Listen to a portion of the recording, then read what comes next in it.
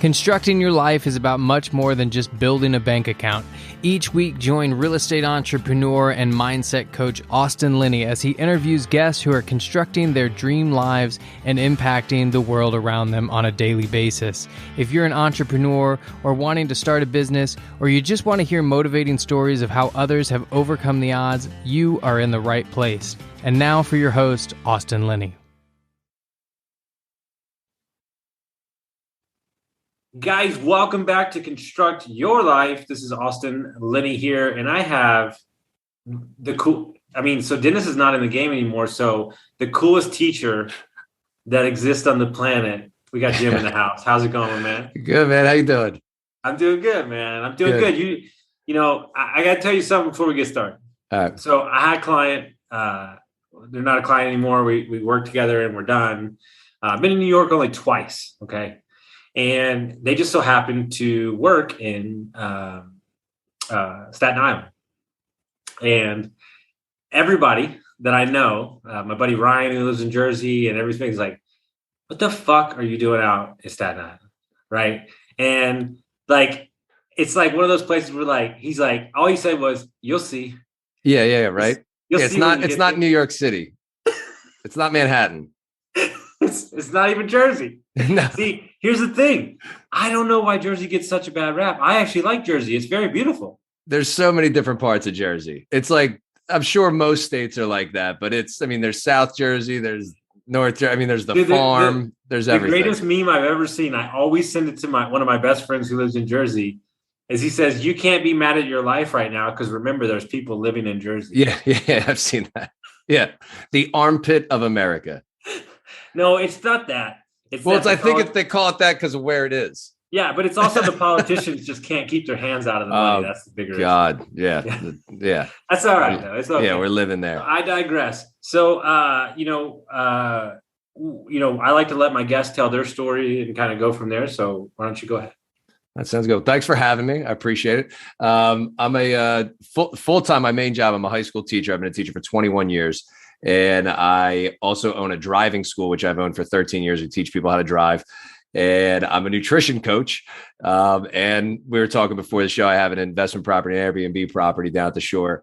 But yeah, it's kind of, I got my hands a little bit of everything. At least I'm hands off with the driving school. My wife kind of runs the Airbnb thing. But I'm a full-time teacher and nutrition coach. Those are the two main things that I do. And that's kind of like the really quick, short end of the story. I got a son named Hendrix. I'm Jim. He's Hendrix, Jimi Hendrix together. That's a short version. I'm going to go deep on a topic right here. Okay.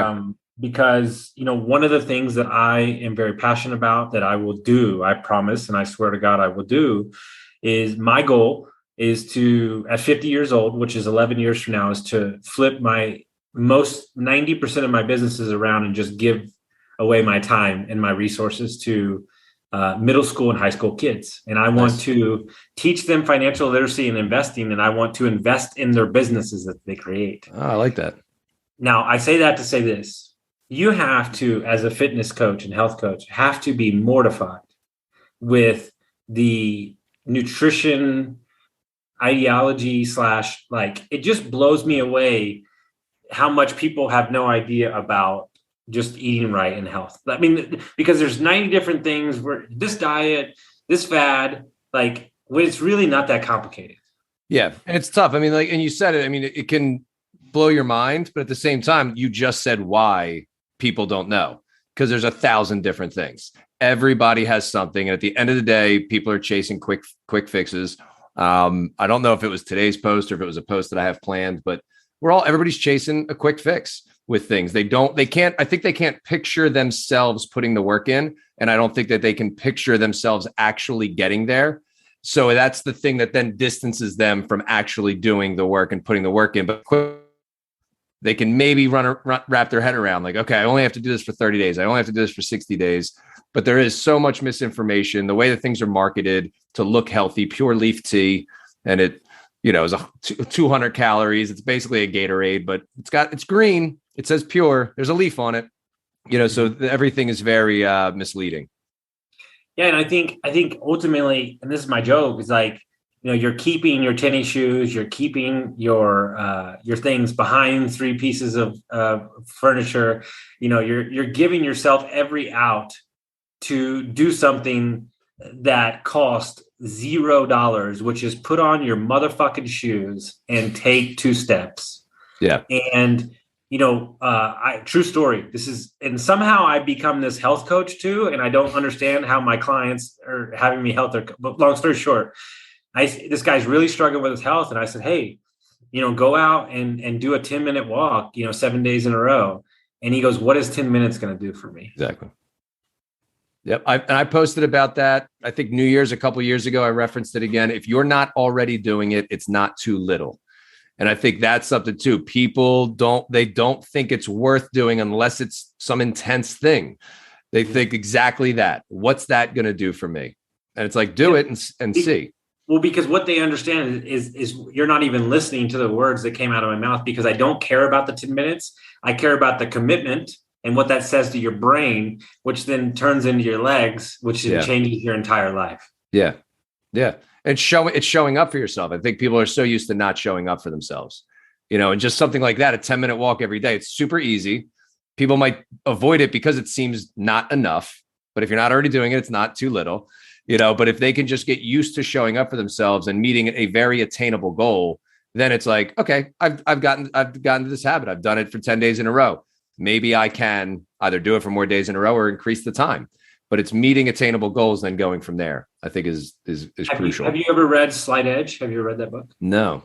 So he wrote a book. It's like Before Atomic Habits. This guy was like, okay, before Atomic Habits. And he tells a story about 2 different human beings. And then you find out like it's the same person. They just took 2 different little small decisions. And basically what he says is simple as this. He says the problem with little habits and daily goals, daily habits, is that they're so easy to do, but they're also easy just not to do. Yeah. And I lost 75 pounds, and, most of that was because I stopped drinking, which is amazing. But ultimately what I don't understand is this question. This is a very simple question. I work out twice a day, every day. I eat insanely good. I get a massage a week, all those things. Sounds awesome. And I still feel bad. So my question, from time to time. So my question to you is, people that do none of those things, here's my theory. I don't think they're actually upset, and I don't think they're actually a dick. I just think they feel like shit. You're saying the reason they're acting that way is because they feel like shit.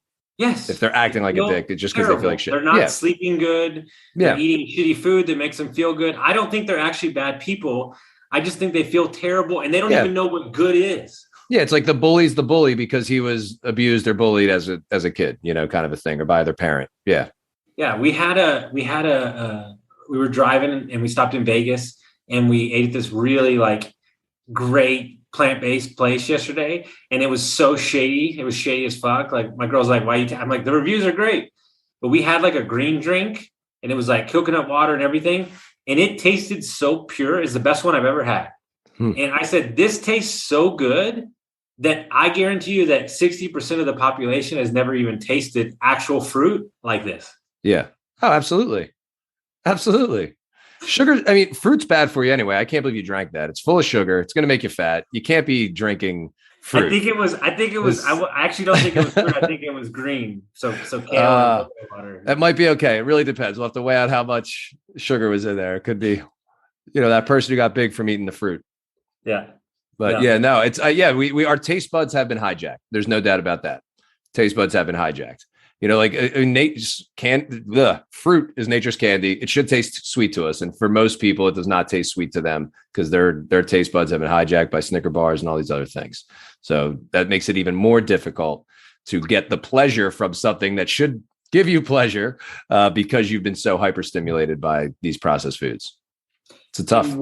And so with your clients that you see, it's, man, I'm telling you, and true story, it's so funny that I'm talking to you right now.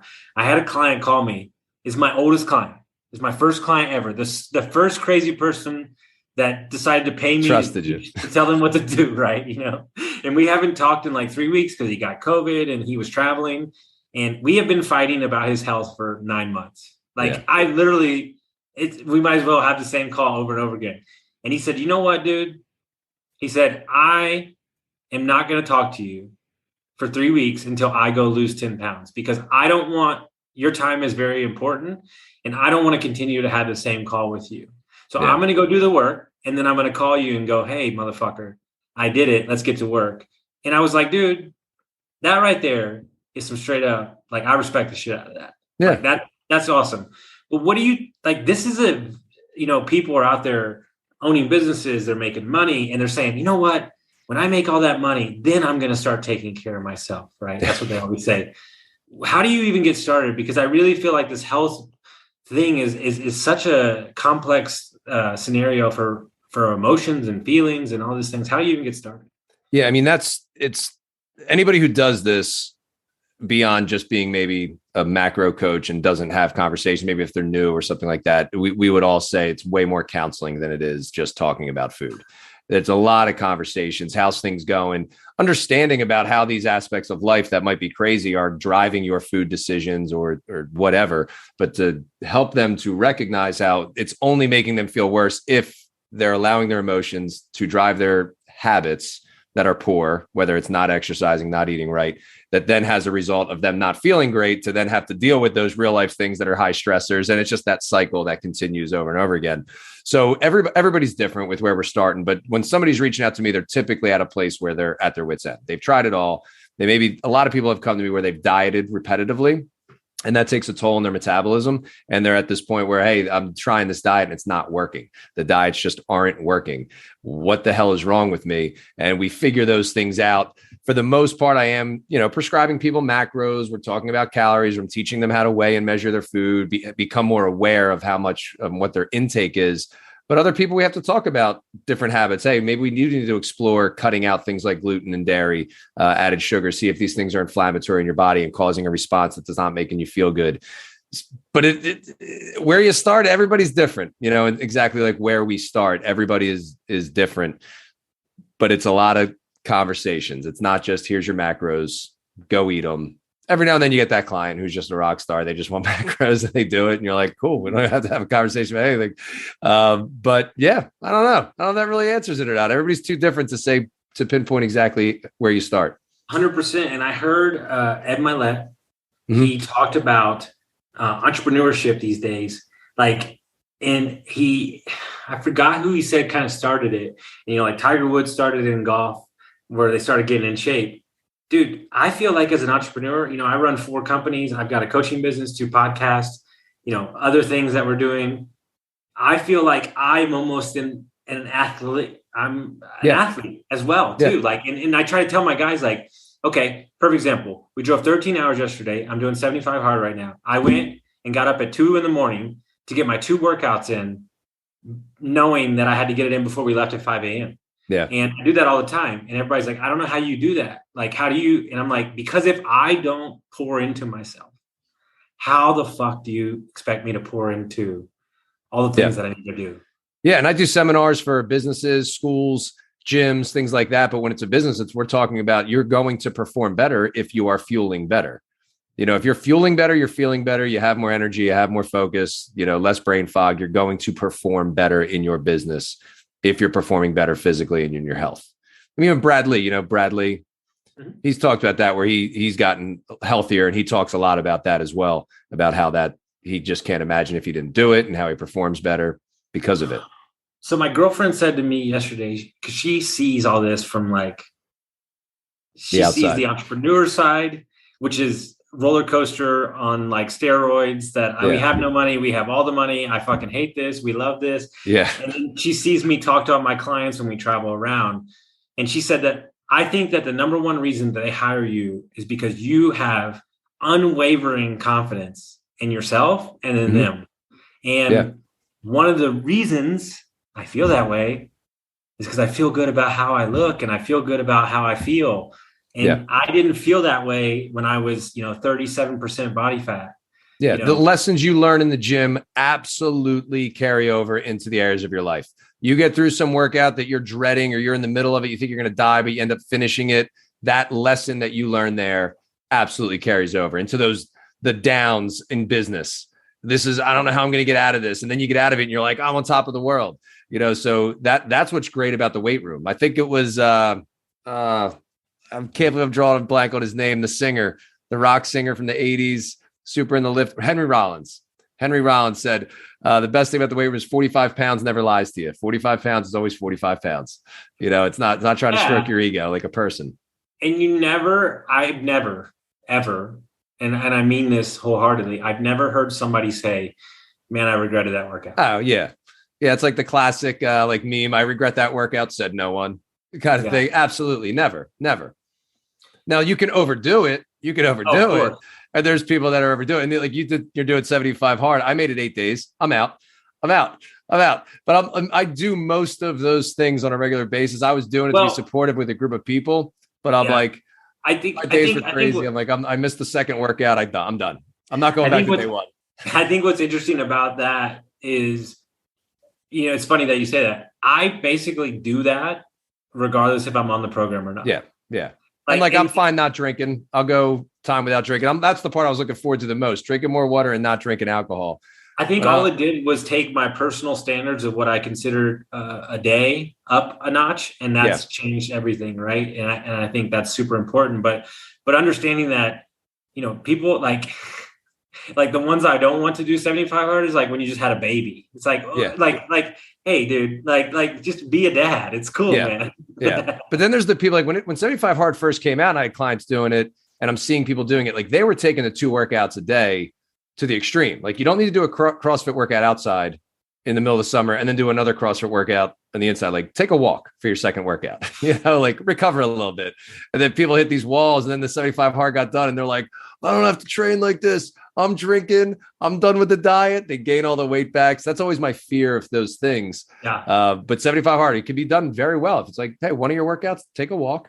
It's a really good mental time. It's really important to spend time outside for our mental health. See, there you go. That's it, man. And I'm telling you right now, like my walks have changed my life. It's the best. Those are the best. It was 20 degrees here yesterday.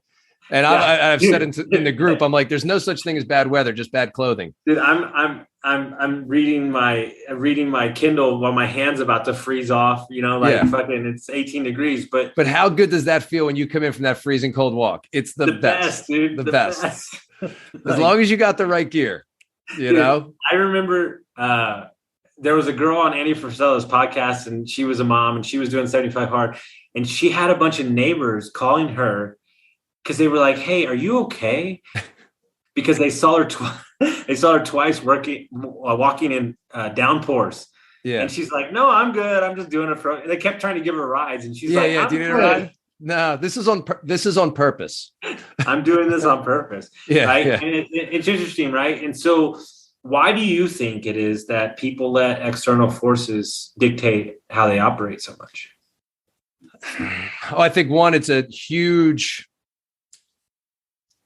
a huge fear, worry, concern of judgment from other people. There's no doubt about that. If I'm going to go down this venture and I'm going to tell people, hey, I'm trying to lose 50 pounds, and you put that out there to other people, you automatically start getting afraid of failing and then their judgment of you for failing. So I think that's a big reason that people allow those outside factors. It's just the fear of the judgment of others. So they don't even bother trying. Because, hey, if I don't try, then I didn't really care. It was nothing I ever actually wanted anyway. So you can't judge me for not trying and not doing anything. So I think that's one of the big ones. No, and I think that ultimately, when you operate from a place of you own it, you take, that's how I got sober. Yeah. Right. Is like, and what's interesting is when you operate from a place of owning everything, you can hear with like acute hearing now that victim bullshit. Oh, it's not me. It's raining and I don't have the right shoes and all that. Like, all that shit. Like, just go do it. And I think what's interesting is the number one thing I can take away. This is a super interesting conversation because I know a bunch of people in my network, how much of their identity was wrapped up in going to the gym. Oh yeah. And they were like, I feel bad. Yeah, I feel bad for the people. It's funny, and I've talked about this with clients they have the mindset of it must be nice for that person who's really lean or shredded. It must be nice. And they don't even realize, one, how unhappy they might actually be. And then when that person is not as lean and shredded as they once were, how awful they feel about themselves, because exactly what you just said, their identity is wrapped up in their physique and not who they really are and not anything else, not anything outside of them. It's just, this is how I look. That if they gain 10 pounds, if they don't have 6% body fat, they hate their lives. They're super insecure, and then they got to go through a whole different roller coaster of emotions to figure out how they can be happy not being lean and shredded. Do you know who Angelo Cisco is? Yeah, I know the name. I can't know, but I can't. Him and Rick, these two guys that I really respect. One's ex-Navy, ultramarathon. Angelo's, crazy. Okay. These motherfuckers really mess with me because they, on purpose, didn't work out for 3 weeks because they wanted to see what they would say to themselves in the mirror. Okay. And I'm what like, happened? Bad stuff, And then he started like falling in love with the parts of themselves that he didn't need that vanity check at the gym. Mm-hmm. And since then, they've really make sure that they're working out for themselves and not Correct. for other people. And it was that first time I heard that, I was like, because here's how I found it. And this is where you really want to test yourself and see how crazy your shit is. Fast. Yeah. Like fast. Do some fasting. And let me tell you something. So let's talk about the thoughts that go on in your head. Yeah, there's a reason that's the biblical thing to do. And you realize that you're actually not hungry. And if you breathe for 5 fucking seconds, it'll pass. Yeah. Yeah. There's a lot of good things going on in your body when you are fasting. It's definitely good for people to do. Nobody wants to be uncomfortable. Correct. Absolutely. I mean, that's why they call it comfort food. You have high stress. I don't know if you've ever heard this explanation of just physiologically what's going on. I think it's important when people understand physiologically what's going on, they can attempt to detour something. But when your stress is high and cortisol is elevated, you are craving those junk foods, those comfort foods, because those comfort foods, high carb, high fat, high processed, release insulin, which shuts down cortisol. So it literally does actually make you less stressed by eating those things. But then what happens afterwards? You feel like shit. Once it all kind of processes, you overdo it and you just feel like shit afterwards. And that's that, again, another roller coaster that people get on. It's sad. It's not delaying gratification at all. I'm immediately feeling this way, so I need to eat this to immediately feel better, to then feel like shit. So now I feel like shit. So I need to fix that by doing this immediately, which immediately makes you feel like shit. And it's just not delaying gratification at all. Dude, my joke is, so your stomach's feeling bad, right? You know how you fix a bad stomach is you don't put anything in it. Yeah. That's like, I'd posted before about like the detox stuff, like these detox teas and all this stuff. I'm like, it's not the detox. It's not the detox tea. There's nothing in that. Find me the detox tea where I can still eat McDonald's 3 times a day and it works. It doesn't exist. It's not the tea. It's the fact that you're not putting shit in your body for a period of time. God. Let your body do its job. Holy shit. It's like, my joke is like, hey, you know what a fever is doing, right? A fever is cleaning you out and regulating your body's temperature, and you want to reach for a pill. Yeah. And you want to circumvent it, right? And that's, not to get up on my soapbox because I refuse to play these games, but that's why we are where the fuck we are. Yeah. Is that even little things like icing your ankle, they don't do anymore because they realize that inflammation is happening for a reason. You busted your ankle. There's inflammation happening for a reason. Like athletic trainers don't ice anymore. And here's what we've done, right? And this is really interesting. This is true. And I don't know how many of these guys you hang out with, but all these dudes, especially the guys that coach me in my coaching group, like I'm taking certification, they're all never wear shoes. They never wear a shirt ever. They don't have any big weights. They do pull-ups, push-ups. They eat good. And these guys look like they just walked out of the 300 movie. Yeah, yeah. And like I go into a gym and I just laugh because these same fuckheads are doing these same 1980s PE workouts. and they think that they're and what you don't understand, it's very hard. I'll go back to my first point I ever made. There's so much to do. Nobody knows what to do anymore. Yeah. Well, and I think people don't have a real grasp on what their goal is.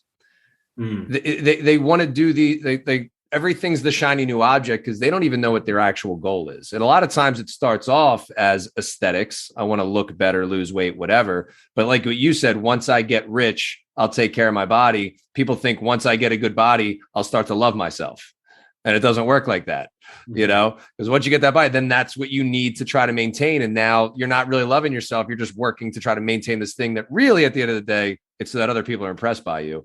But why are you doing what you're doing? If it's just aesthetics, then yeah, things are going to be a certain way. If you want to get stronger and healthier, things are going to be a certain way. If you want to move better, you're going to train differently than a bodybuilder. What is the goal? How do you want to feel? So I think people are lacking even knowing what they want.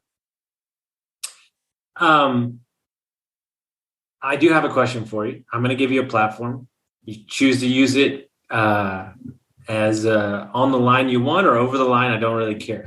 You're a teacher. Yeah. It's been a rough couple of years with we're going to school, we're not going to school, blah, blah, blah. What is it that you wish that you could get across to these parents, kids, community leaders, just to be honest with you, kids? What is your hope for them as a teacher that they're waking up to or understanding as they go into the world? In general, or specifically over these last couple of years? Like pre the shit? Just as a teacher in general. I'll tell you what, I spoke at my board meeting in August before the school year started. I got called into a meeting with the superintendent. Hopefully he doesn't, if he listens to this, we'll see, whatever. But I've already this year heard multiple teachers talking about me, and it gets back to me from students who hear them talking about me. His views, this and that, blah, blah, blah. It's very difficult. I can't really fully say the way that I feel about things in the classroom, but kids get a grasp of where I'm at and where I stand on things from little conversations. But I want high school kids to think for themselves. I genuinely want high school kids to know that there's a big world out there and that they have control over everything that they do, every decision that they make, that they are not just designed to graduate high school, go to college, get a job, and be an employee. I really want kids to figure out, what do you actually want? Every time I get like, what are you going to school for? Business. What do you want to do? I don't know. Run a business. I want to own a business one day. I go, why are you going to college? Like, to learn about business. I go, I own 2 businesses. I didn't go to college for business. I have an undergrad in phys ed, a master's to be a principal, school leadership, and I have a master's degree in nutrition. I don't have any business degrees, but I've run 2 businesses. Like, Google it. Everybody who knows runs a business probably didn't go to college. To understand that that's not what has to be done, and get them to figure out, or at least get them to question it. What do I really want to actually do with my life? What am I actually good at? What do I enjoy doing? I would love for them to get that lesson, which I teach phys ed. So you get some good side conversations, but in the health classroom, I do spend a decent amount of time talking about mental health, anxiety, decision-making, like kind of empowering them in a lot of ways versus teaching just sex ed kind of stuff. That's also in our curriculum. I think one of the things that really, and I try to give them the power for this, is super important. One of the things that I really harp on, and I got emotional in a podcast I did with some friends, all the things that they talk shit on me and put me in the corner and were upset with me in high school and middle school are things that I am celebrated for. Yeah. Now, as a human, as an older adult, yes, you have these qualities. They're so amazing. You can network with anybody. You're charismatic. Were all the things they told me I couldn't be. Sit down, shut up. Sit down, shut up. You're not special. I mean, every time, like if I remember a kid dropped out a handful of years. I mean, there's always kids dropping out, but this kid dropped out and these kids in class were talking about how he dropped out. I was like, good. And they're like, what? What do you mean good? Good for him for dropping out. They're like, he only had like 6 months left of school. I go, well, hey, he might know what he wants to do and realizes he doesn't need this to do it. So good for him for taking action. I go, no, if he's dropping out because he's a drug addict, it's a different story. But I didn't even ask why he dropped out. I didn't ask anything about him. I didn't want to know what's going on in his life. But the point was made. Good. You don't need this stuff. You can pursue and become whatever you want, regardless of all these things. So Dennis and I have a mutual friend down in Florida who used to be a Miami Hurricane, who started a foundation where it's, instead of having teachers, he has dedicated specialist mentors that are coaching these kids. So like, if you want to learn marketing, you learn from the guy that owns a marketing agency. If you want to learn real estate, you learn from the guy that's doing real estate. We have an accounting teacher who just graduated college with a degree in accounting. And I'm like, and it's tough because I'm the phys ed teacher who's in the actual world of health and nutrition and fitness. So like, yeah, I can be the teacher who's in that world. I can tell them how they can start a business in this. I can help these people with that stuff. But every teacher, we have a marketing teacher. I'm not kidding you. I had to cover a class for a marketing teacher. It is January. So we're 5 months into the year. This was a couple of years ago. I'm looking at what they're reading about and their assignment was for They're learning about billboards. This is a marketing class. They're learning about billboards. It's 5 months in the class. I go, any of you guys ever hear Gary Vaynerchuk? They're like, no. I go, Gary V? They're like, no. I go, you've never heard of Gary V? And I go, this is marketing. I go, this is marketing. I'm like, they're like, yeah. I'm like, okay. I'm like sitting there. They're learning marketing from a teacher who took one class maybe in marketing. You know, shame on them. That's their job, but they're not learning the real life stuff. I showed my son he's 9 years old. I showed him his college account that we have saved up. We have a good amount of money saved up for him. I show him the number. He's like, wow.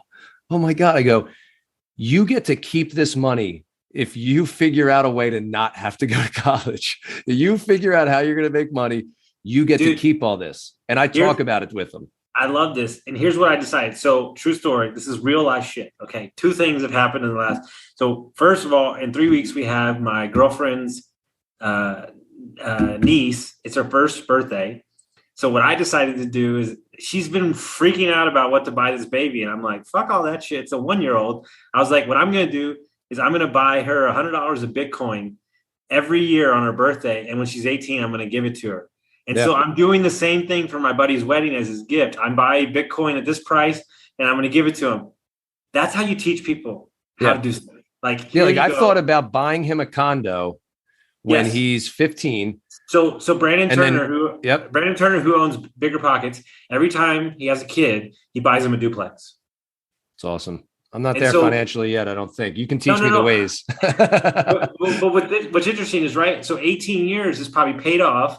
Here you go. Here's $300,000, $400,000. Decide what you want to do with it. Sell it or don't. Keep it. Cash flow. Yep. Well, I want him to learn how to be the landlord. I want to buy the place and go, you're paying me the rent. I got you the renter. Take it from here. So there's a kid. This guy's a big flipper in Tennessee. Really big flipper. And he's got a 12-year-old or 13-year-old. I don't remember. And he's been making money helping his dad on his farm since he was like 9. And he asked him what he wanted to do with it. And his son said, I want to buy a home. And so this damn 13-year-old bought a mobile home and he's a landlord now with the money. Like, I love that. It's awesome.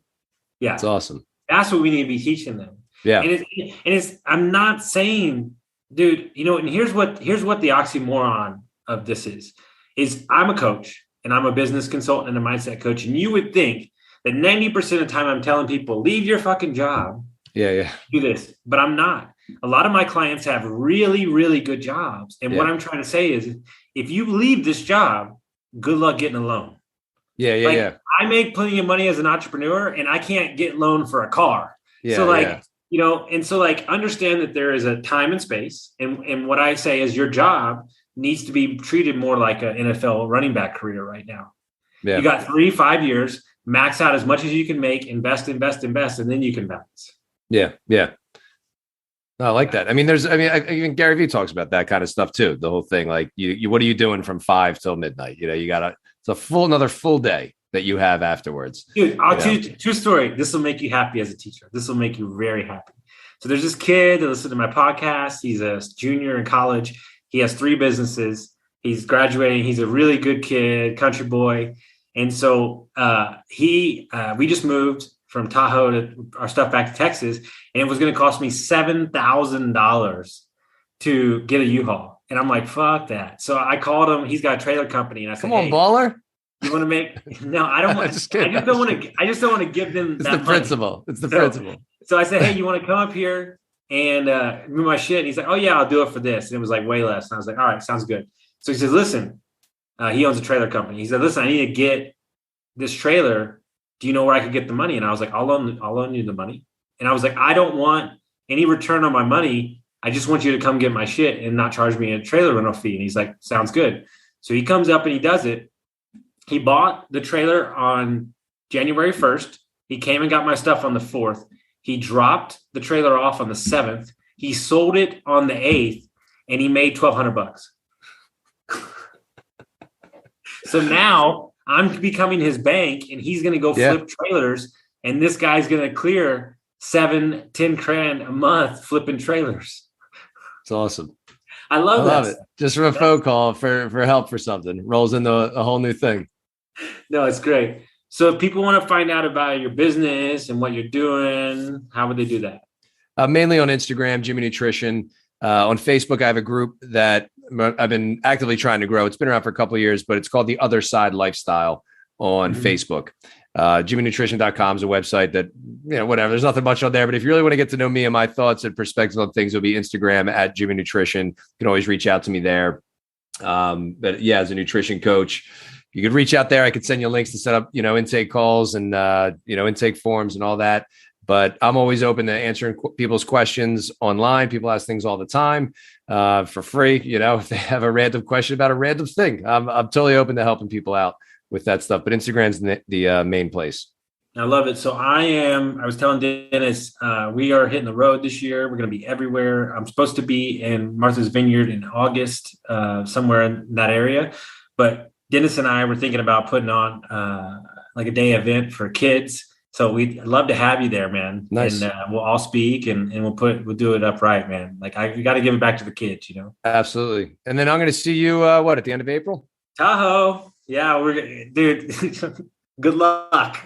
Dude, I can't deal with Anthony and Chase. These guys look like 300 movies. I want to hurt both of them. So yeah, we're going to be working out on the beach. We got ropes course.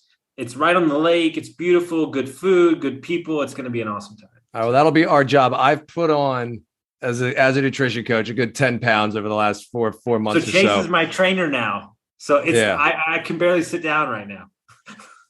He's gonna murder you. I love it though. It's time. I just know I gotta clean some stuff up, and it usually comes right off. But yeah, we're not young like these guys. They're probably what? You're 41. I'm 43. I'm gonna be 43 in a couple weeks. I finally came to I'll be 40 this year. I finally came to the realization that this is a lifetime journey. Because here's the problem. I went from 247 to 200 like it was water. Yeah. But the 187 to 180 feels like it's a 5-year odyssey. Yeah. And there's times that you can't always be dieting. I will tell you that there's got to be times where you're rebuilding your metabolism back up, but those are the hardest things. And a lot of times that's hormonal stuff. I mean, you got a busy life. It's stressful. That's where we end up storing in the lower belly and things like that. It's tough. So what I've been doing 7 days in a row, Wim Hof breathing changed my life in the mornings, man. Nice. Like just that breathing and then the massage, the body work, like that's been a big, big thing. And then leaving a marriage that didn't serve me, but that's for another podcast. So, but we'll catch up later. Yeah. But guys, if you like this episode, make sure you send it out to your friends, share it with somebody that gets some value, and we'll see you next time.